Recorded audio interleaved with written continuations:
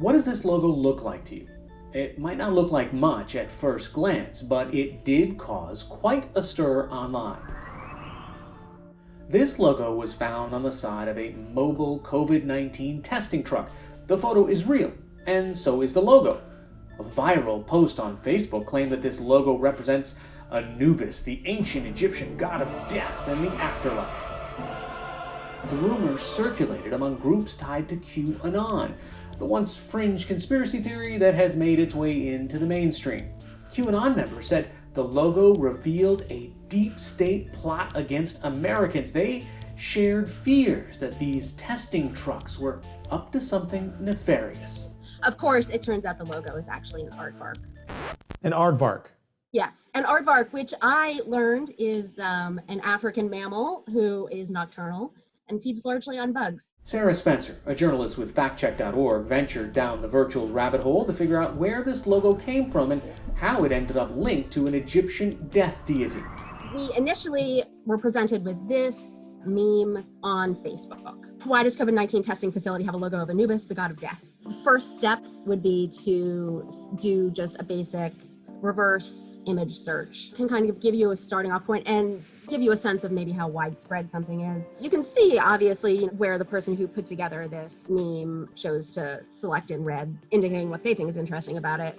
That will often skew an image search, but you can also click and download and then put it into any photo editing software.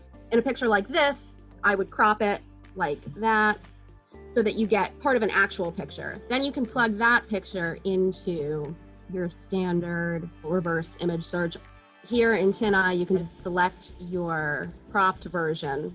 In TinEye, unlike in Google, you can sort by newest to oldest. So in this case, it was used in a Philadelphia Business Journal story about this area business that had started retooling its trucks to be used as mobile testing units during COVID-19.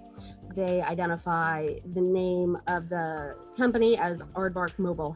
So then, just a simple, very simple internet search, a pretty obvious first result is the Aardvark Mobile Tours website. It shares the same logo that you see on the truck.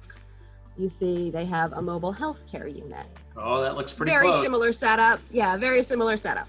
One thing that TinEye is really good at is finding where images first started showing up online. One of its first iterations showed up on 8kun, which is a message board that often is home to conspiracy theorist threads. It's where a lot of conspiracy theories develop and then bubble up before they start showing up on Facebook and Twitter. So your tip to a general reader, if they see an image that makes these kinds of claims, what's the first thing they should have in the back of their mind? And then what's the first thing they should do? If you're scrolling through social media and you see something that really speaks to you and really feels right, and you think, yes, that really solidifies what I think. That should be a warning to you that it might be questionable. Often you'll find that the facts that are included in memes that feel the most right are actually wrong. The world feels scary right now, and the future feels unknown. Reading something on the internet and assuming the worst seems almost reasonable. But as Sara said, if it feels right, you might want to check first. And if something requires an elaborate explanation, maybe there's a simpler answer. Sometimes a logo is just a logo. Sometimes an aardvark is just an aardvark.